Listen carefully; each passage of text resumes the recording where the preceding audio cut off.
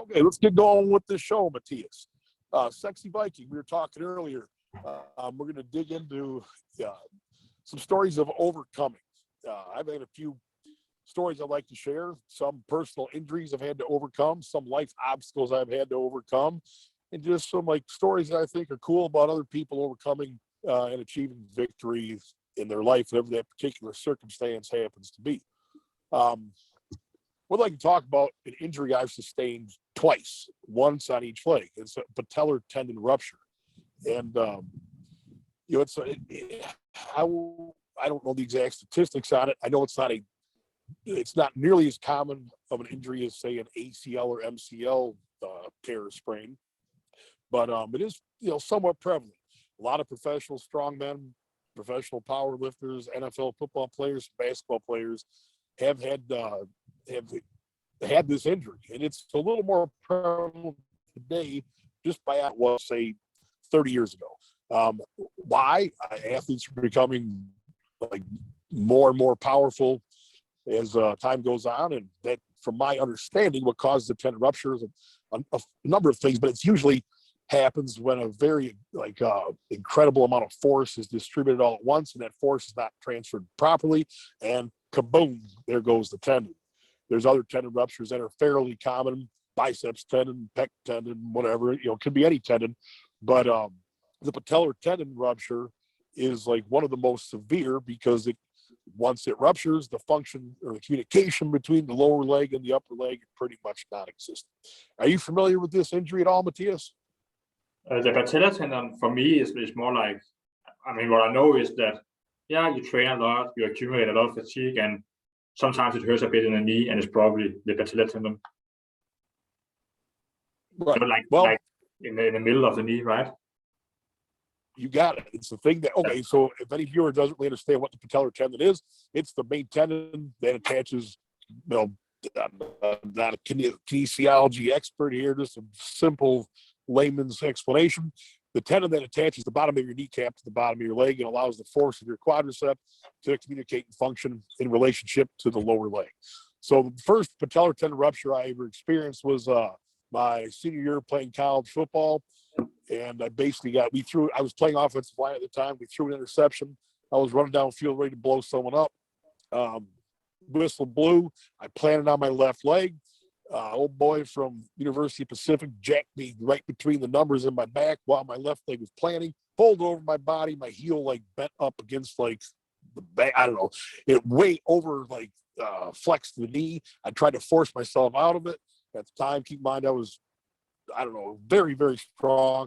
So I used every ounce of power I had to pull out of that position, and boom, that patellar tendon freaking exploded like timber. I tried to convince myself it was a dislocation. I remember seeing a video of Franco Colombo breaking his damn leg or something like that in a strongman competition, and him arguing with the medics, it is only dislocation. So I was kind of doing the same thing. My center, Chris O'Neill, man, I was trying to stand up and falling, completely collapsing because my leg had zero power, transferring from the upper to the lower. My friend and teammate Chris O'Neill basically freaking tackled me, pinned me down. I see the tears coming out of his eyes. He's like, Miceli, keep your fucking ass, stay down. So anyway, it was pretty devastating to me at the time. I was at the time a pro prospect for the NFL. Would I have had an NFL career or not? I don't know, but certainly after that injury, it changed the game for me.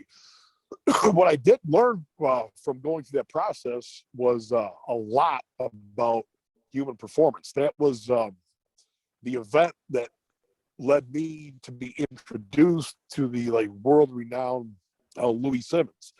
I had already had a good training relationship with Ernie Franz, one of the the first pure strength coaches known in this country, and I talked to Ernie about it, and he says, "Core, this is something that Louis can help you with. Why don't you give Louis a call? Tell him I sent you, and just see what he has to say. He's really good at coming back from some of these potent injuries." So on the phone, Louis Simmons, he helped. This after a few months of being in like complete depression and just like spinning out of control, and just having a massive pity party for myself. So once I spun out of that, it's a whole other story, which would be an interesting episode in and of itself. Reached out to Louis from West Side Barbell, and the man was like beyond gracious and helpful, and his insight was just absolutely incredible. So that process like really opened my eyes. I was already very strong, powerful, and fast. The process of coming back to expand my understanding as to like some of the more like detailed person as opposed to just the main like basic functions of speed and strength. So anyway, the huge gut check, and I did. This is a golden piece of advice that I got from Ernie Franz, and I've shared this with a couple other athletes that have had devastating injuries, and the mindset coming back from a devastating injury that requires significant, aggressive, consistent, thorough rehab. The mindset was this, and for those that cannot accept this thought or belief or understanding going into your rehab process, then do not expect to come back to the level at or a level improved from where you started from. I'm talking in circles here. Let me get to the point. The advice I got from Ernie Franz is you have to be willing to break it again to get it to heal past the point where you started from. I said, what? He said, that's it. He said, if you have any fear in the back of your mind, you're going to hurt this thing, you'll never come back to where you were. So I took that, I embraced it. I put that mantra into my guts each time I did my rehab training. Long story short, 1 year to the day of the injury, I squatted 907 or like 904 pounds, whatever it was a few pounds above my previous squat max. And a month later, I did my first 1,000 pound squat in training. Was not a meet, but I was pretty proud of that. And it was a very aggressive, like intense, like rehabilitative process. And like, yeah, I did come as better recovery than the original quantitative markers. So that was a huge experience and something I had to overcome in my early 20s that really changed my life completely. You have any questions on that, Matthias, or insight, or anything you want to add? Yeah, what did you say that Louis said that you had to break it before No, you? this was Ernie Franz giving me the kind of the mindset approach. As you come back, if you want to come back to the caliber of athlete you were before this injury, you have to be willing to injure it in the exact same way. Meaning, erase any fear of what might happen. Because if you come at it in a tentative approach, if you don't go full force at it, if you have that thought in the back of your mind, oh my gosh, I might hurt it again, and you're never going to get to the same level that you were before. And the goal that Ernie also said is let's not seek to get to 100%. Let's go 110% for where you were, because we got to set the bar high. We got to challenge you. We've got to, we got to keep the heat on you, because this is Ernie's words to me. He's like, you are a competitor. We're going to keep the freaking pace intense. You're going to take the things that Louis gave you.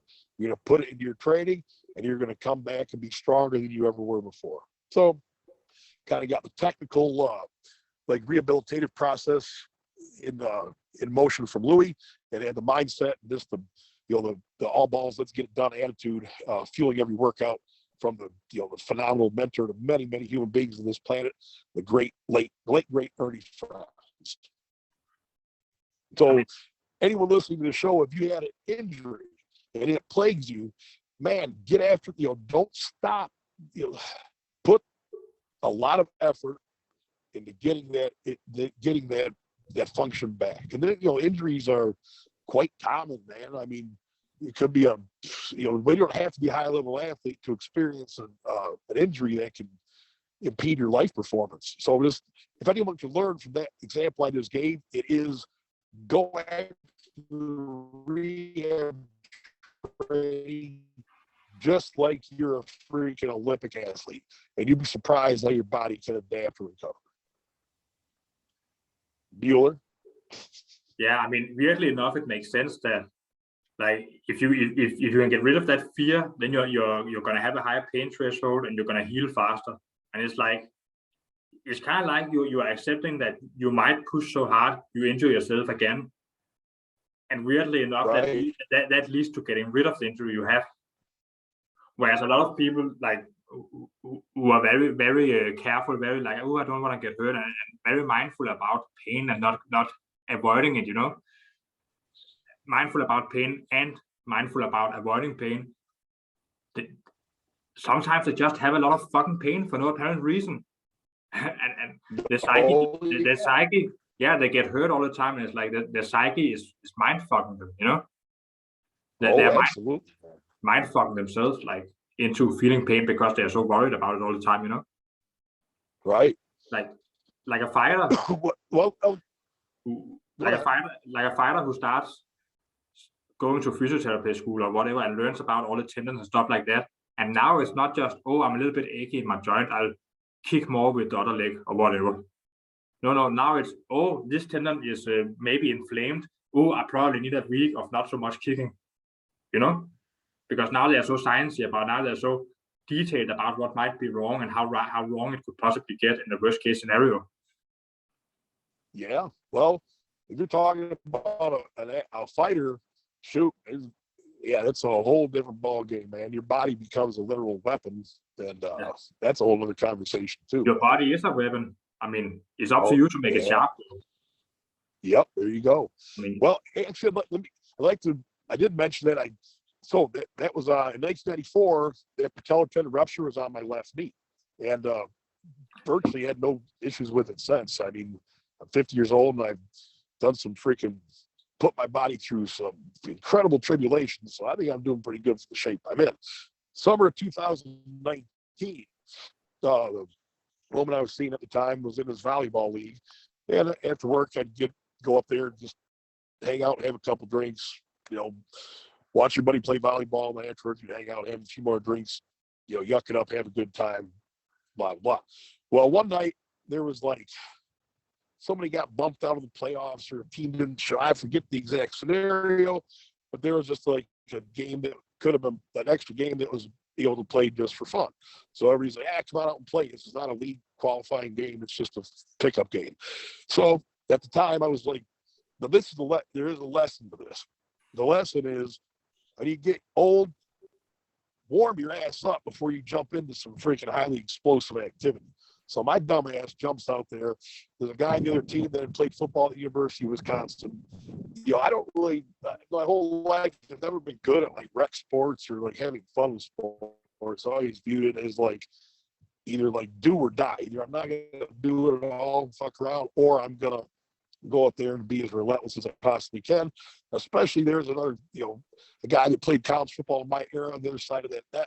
Oh, it's on, man. So I go from like drinking a margarita and chilling out to like full force volleyball with zero freaking warm up. So that was, I remember that summer, that's when I was like, in my mind, I was like going to come back and assault that 1,000-pound deadlift. So I've been doing some very aggressive conventional training that summer. That's when I hit like 848 conventional deadlift. I was getting ready to like make the transfer to sumo. That's not too important. The important thing was I was like involved in some very heavy explosive powerlifting training at the time, not like full flowing, athletic, not volleyball training. So this 300-pound powerlifter walks up to the volleyball court with absolutely zero warm up, with some alcohol in his blood. Be ready to freaking just shut people down at the net. Just prove that this 300-pound fucking ape can jump up and stuff the ball and still got a good vertical, this, that, and the other. So shortly into the game, I freaking foresee what's going to happen. I know where the ball is going to be exactly on that net. I plant down hard on my right hand jump, and kaboom! Hear the same freaking thunderous, like timber blowing sound that I heard back in 1994. Although this time it was on my right knee, and man, like is like gut wrenching as the pain is. Just knowing what I got myself into, like, just launched me into a freaking severe panic attack, man. So I remember, like, for some reason, all I wanted to do was just get back to my house. I didn't want my car left at the place. I was in just a whirlwind, like, reactive state. So I just had a couple, literally people like vomited when they heard the knee blow up. It was like pretty gnarly. So anyway, I get home. I remember sitting on the porch, and I'm in like full-fledged, like little kid's psycho panic attack. I'm beating on my, like, yeah, at moments in my life when I get like that, I'm known to like pound my head with a fist without even really knowing I'm doing it. So I find myself on my front porch, like just spraying sweat all over the place. I'm like having a very hard time accepting the rehab process that lies ahead of me at this point. I'm freaking whatever in my late 40s. I just didn't have time for this, man. But I had to accept, so I'm wrestling back and forth, just accepting reality. I got to, I had no insurance at the time. I got to get this knee fixed. I own my own business. I train people. I'm active. I was just rolling forward with a bunch of stuff in my squat life business. So I'm in a full-fledged freaking panic attack mode on my front porch. It feels like the whole world is closing in on me. I'm beating on my head. I just, like, literally there's a puddle of sweat beneath me. I just freaking tell my girl to go get me a bottle of whiskey, call my pill dealer, aka mom, bring me whatever these favorite kind of painkillers you have on the double, please. So I just freaking down a bottle of whiskey and smash a bunch of pills and just, eventually calm down to the point where I could get inside and kind of fall asleep. So anyway, the lesson to take from that, before you go do like vigorous activity, especially the older, dare I use the word athlete, take some time to warm up, be like somewhat intelligent about it, man, because that was like a setback I could have easily avoided by either no, I ain't gonna go out there and play right now because I'm in the midst of like a super heavy powerlifting cycle. Playing volleyball might not be the smartest thing to do, or B, yeah, I'll play. Give me 10 or 15 minutes to get this freaking hot rod warmed up before I go do this thing. So anyway, I'll wrap this story up in just a moment. Found a freaking phenomenal surgeon that cut me a cash deal that was just unheard of. Did a great job in the surgery, and I'll explain to you how the surgery works for a patellar tendon rupture repair. Basically, well, they cut you open to get to it. They take your kneecap and drill like either like 3 or 4 holes like into the kneecap parallel as to how you're like a straight leg would run. Then they take the remainder of the actual tendon and they basically cut it an appropriate number of strips, take what's more or less a nail gun, line your leg up, stick the strips of tendon into the drilled holes in your kneecap, staple them into the bone, zip you back up, and away you go. There's probably a little more to it than that, but essentially that's what the surgery is. And let me just add this to the fact, which I didn't really touch on in the first patellar tendon rupture story. The pain you are in after surgery is pretty undescribable. Anyone that's had a patellar tendon rupture surgery repair can like attest to the fact it's pretty doggone brutal. I mean, it's really unexplainable. And but knowing that once you talked about your pain tolerance, managing pain, having gone through the rehab process before, I knew that no matter how bad it hurt, that it's really, you're not, unless you like do something completely stupid, which is, I guess, not beyond my capability, the repair is going to hold. It's a matter of like getting the knee moving and reactivating and re-educating the nervous system and like building your whole knee function over again and managing a hell of a lot of pain in the process. So to my knowledge, I'm the only person to walk off the surgery table from a patellar tendon rupture repair. So I just took that, I accepted the fact this is a bit of a setback. I have to overcome this, and I better start the process now after like a couple of days of a pity party. Interesting side note for all you, I just thought was interesting. I remember at the time my body was always right around 298 pounds is what I weighed in that day. When I went to like the pre-surgery check-in or whatever it was, I was like literally 18 pounds lighter. And when I gave my piss sample, it looked like turpentine or something. So now from the time I injured it to the time I went to this check-in, the only thing I really ingested was whiskey and painkillers. I don't even know which one. Not the optimal like nutrition source to get the ball rolling after an injury. It is what it is. I remember the nurse freaking out of like, she was positive I had some kind of kidney problem, this, that, or the other. I'm like, look, lady, I really don't particularly very dehydrated. I am like 18 pounds dehydrated right now. I'm just giving you the nastiest bottom of the barrel, like kidney scraping piss you could ever imagine. Let me come back tomorrow to prove it to you. So I just bang, bang, bang, hydrated like I should have, came back the next day, piss met all the criteria, whatever that criteria is. It wasn't like turpentine, it just looked like normal piss at that point. So just thought that was kind of interesting. Like I literally like sweated out whatever, out of 18 pounds of something. And then, side note, when I went back in for that second piss sample, my weight had come back up to like 296 or 97 pounds. So I put that much like hydration back into my system. I thought that was interesting. Not really going anywhere with that part of the story, but it's kind of interesting. Anyway, is there any like people you know or stories you've heard about?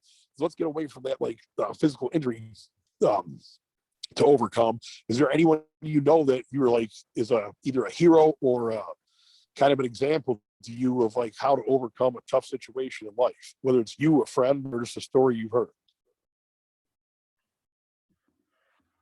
Okay, so you're asking me if I know a good story about someone who overcame something?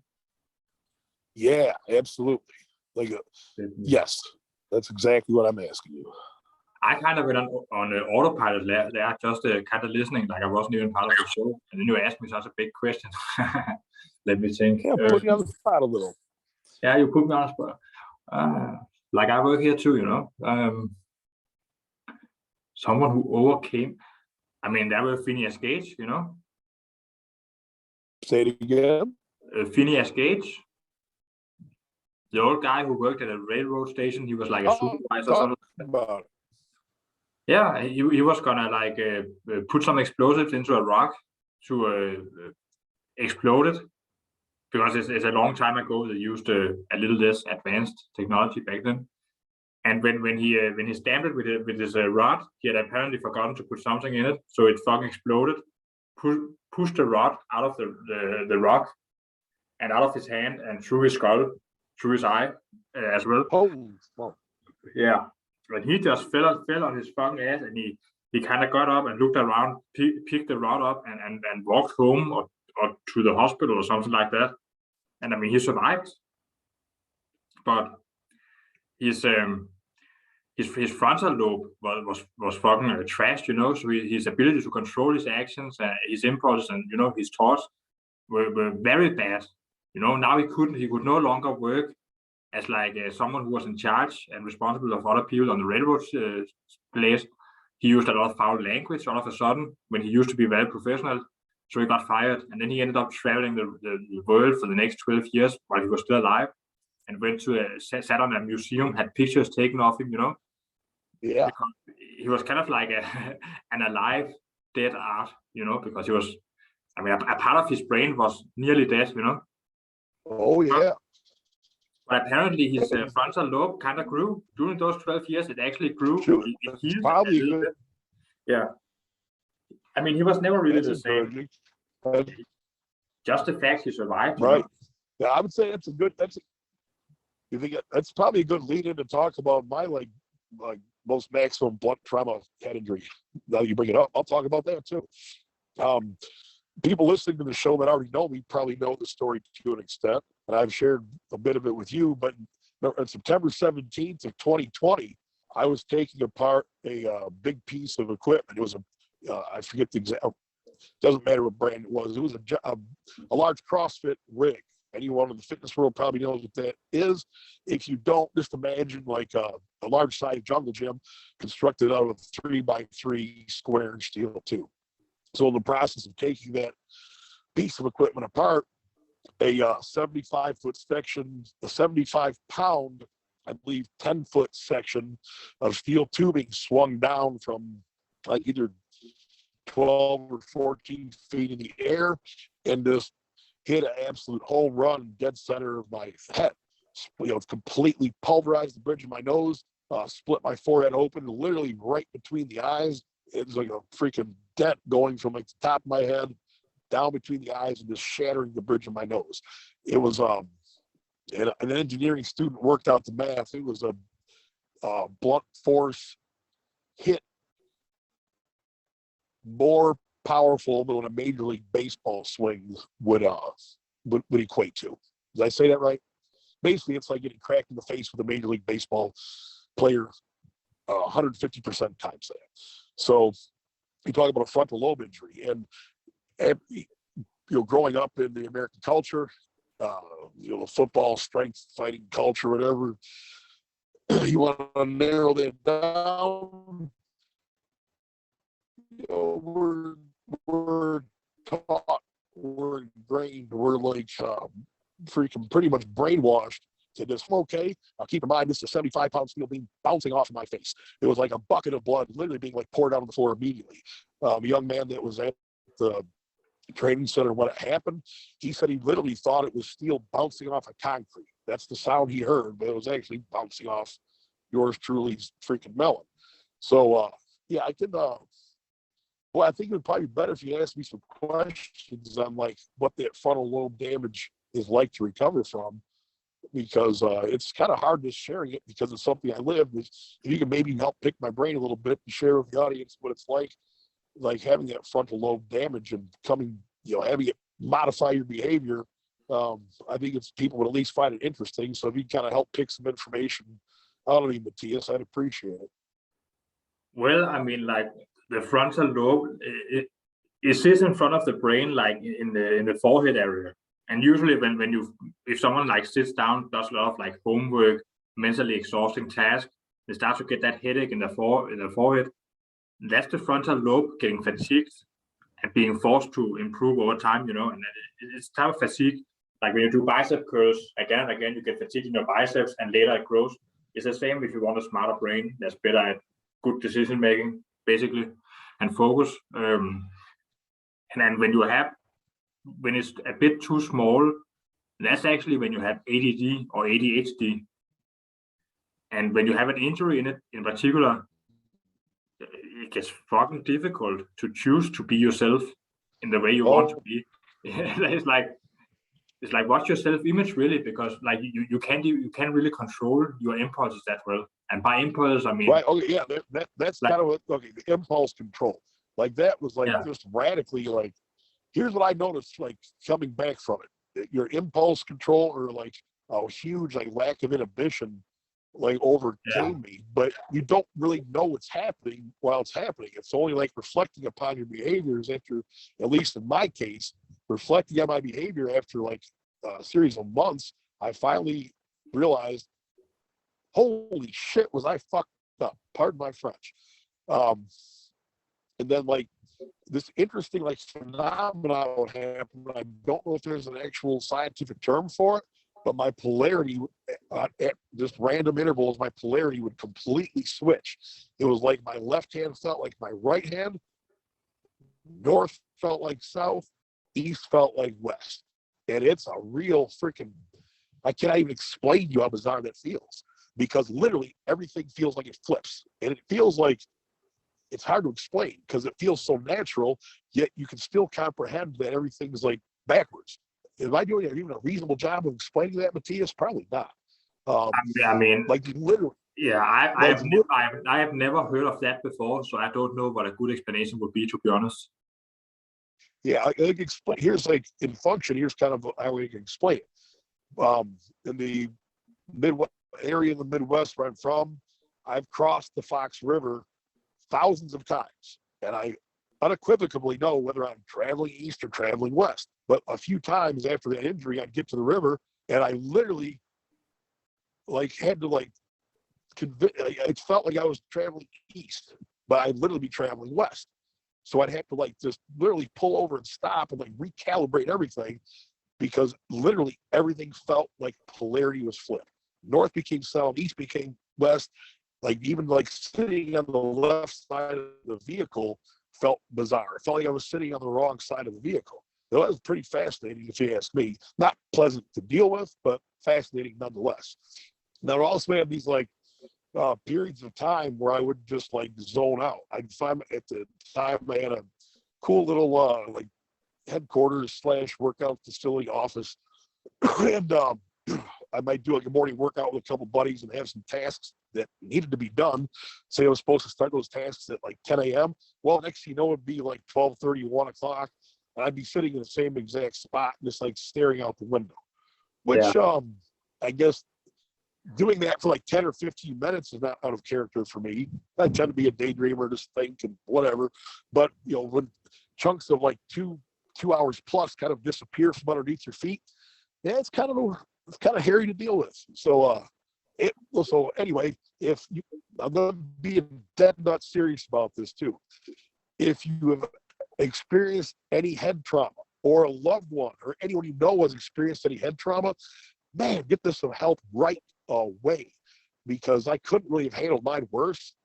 Like bed rest, recovery, and like a total like gentle, soft environment is like what's recommended after that sort of injury. So like me, I just start arguing with people. I finish the day's work. I'm freaking restless. I remember like getting so frustrated with the whole circumstance. I'll just flat out tell like reality of what I did. I took a Q-tip and punched holes, cleared out an airway into my nose just so I could snort some cocaine. Now, I don't know if I should really be divulging that or not, but that's like the state of mind it kind of spun me into, where like nothing really made, like there seemed like there was like nothing off limits. I can kind of justify any kind of weird rash behavior. I remember like selling some equipment that was worth like approximately $20,000 for $2,000. Looking back on it, I cannot possibly explain to you how I thought that was a good rational decision. And at the time, I somehow convinced myself it was okay to do. So I'd like to get back to that subject at some, maybe even frequently, because overcoming like head trauma is a real thing, man. It's like it's a little, since I've dealt with it and talked to other people, I've met a whole host of other people that have had to deal with a similar circumstance. And a lot of their stories are quite similar in that you have to like literally, like much like a physical injury, starting with the very basics of gaining your function and faculty back, you literally have to kind of train yourself like you're coming out of kindergarten again as it relates to certain types of behaviors. I got some really outlandish stories I'll probably share after giving it some more thought how to really explain it in a appropriate manner. But I'm sure your imagination can like run wild with what a 300-pound freaking powerlifting freaking goon who doesn't have that much inhibition built to his DNA anyway, all of a sudden loses all of it or most of it. So, we'll get back to that subject at some point in time. But the message is, if you know someone that has had some freaking severe head trauma or yourself, get some help, get some rest, get on it right away, man. Treat it like, just because you can't really see the injury, if you see someone break their arm in half, it's blatant to see that injury has occurred. Head trauma, a lot of times, you just don't really see, the injury is not apparent at glance, but it's still a devastating injury nonetheless. Questions or comments or thoughts, Matthias? I mean, most, if not all of those things you said would actually be categorized as ADD behavior or issues. It's not like someone with ADD has all of them, but being like clear in your head about wanting to go in one direction and then ending up going in another direction without really noticing the overlap in like impulse, the change in decision. It's like it wasn't even a decision, you just did it. I mean, forgetting things, poor sense of time, right? Doing things that in the moment it feels like it's the right thing to do, but then later on you're wondering like, what the fuck was I doing, All that kind of stuff. That sounds familiar. And like you said, snorting cocaine when you don't want to do cocaine at all. It's like you get back on it because you somehow just can't tell yourself, well, I promised myself I would never get back. Right, yeah, that's a good point. It wasn't like I was sitting around with like cocaine on my body. I literally went and sought the stuff out for some strange freaking reason.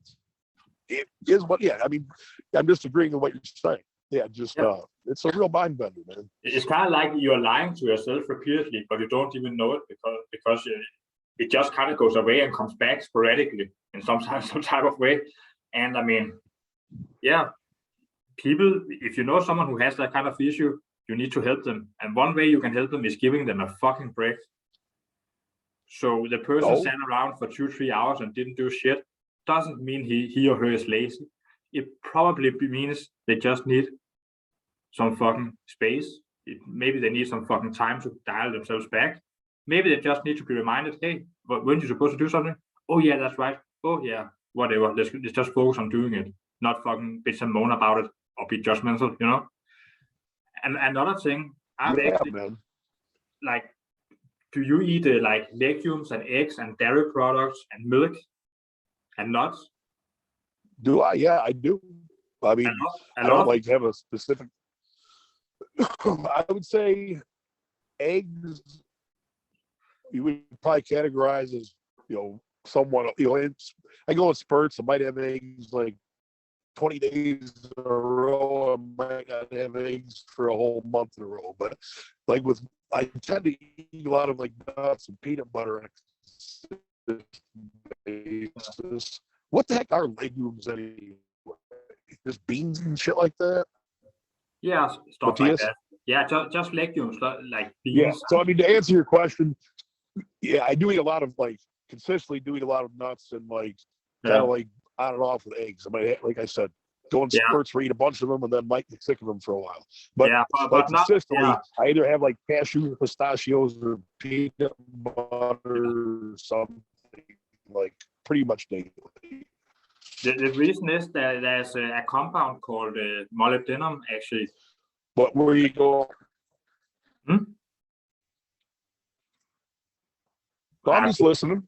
Oh, it just sounded like you were saying something, but it was like a bad connection when you said it. So basically, you're saying keep eating a bunch of nuts and eggs and shit, right? Yeah, because there's a compound in those foods that if you don't have them, you actually lose your sense of reality. Yeah. Well, Yeah, and the thing is for me, shockingly, I don't have that excuse. I'd probably get plenty of that in my yeah, diet. probably, Now, keep in mind, just like to maybe add, just to add some background to the conversation. Like, my goodness, I mean, I'm certainly like had PTSD and ADD and who knows what else. I'm a psychological train wreck in many ways. Way before I got hit in the head with that steel beam. So it's yeah, not like I have my own issues. Like I remember I recently looked up the common symptoms of PTSD. I think I had every single one of them checked off. So it's like, I already kind of a volatile, behaviorally volatile human being anyway, by nature, or at least by what life experience had given me up to that point. So taking that freaking blow to the head kind of like exacerbated all of my behavioral quirks for a period of time. And it's been a real it's been a bitch kind of getting things back under control, but I had some like real good friends that have had my back and just hung in there with me, giving me some support. So that's been as powerful as anything. And anyway, I think it's a fascinating subject. And if any kind of trauma that you have to deal with can be a real bitch, man. Whether it's psychological, whether you're coming out of abuse, whether it's like freaking a physical, the physical trauma and injuries can sometimes manifest into the psychological and vice versa. I'm convinced that a lot of times some breakdowns in our psyche can like lead to physical injury. So, your whole human being is like a collective one. Your brain is your entire body is your entire brain. And on a spiritual level, the physical is spiritual, the spiritual is physical. It's all oneness at some level. So just personally, I want to become healthier. I want to like live like the most like badass ultimate life I possibly can, and like checking my ego and seeing some of these like areas of deficit that I have. It's okay, man. I'm perfect and I'm never gonna be perfect, but I can at least be honest enough with myself to like address some areas of my life that have been neglected for a long, long time, and just become the best version of Corey Miceli I can be, man. So that's my mission. That's the message I want to share with everybody out there. Man, check your ego. It's okay to like admit your weaknesses and work on them and reach out for help. and it feels pretty damn good to do it, to be honest. Yeah. I mean, that was very, very well put. And I think we're actually over the 30-minute mark. So I think this is a very good note to end on. All right, that sounds great, man. I appreciate your input, Matthias. You're a beautiful human being, and I really appreciate you, man. Well, thanks, man. I appreciate you too for having me on here and having a good time. All right. Well, hey, just throw it out there. My cell phone number is 360-939-7652. Call or text anytime. And got some ideas for shows. If you'd like to be a guest on the show, if you know someone that you think would make a kick-ass guest for the show, please let me know. Much love. We'll talk to you soon.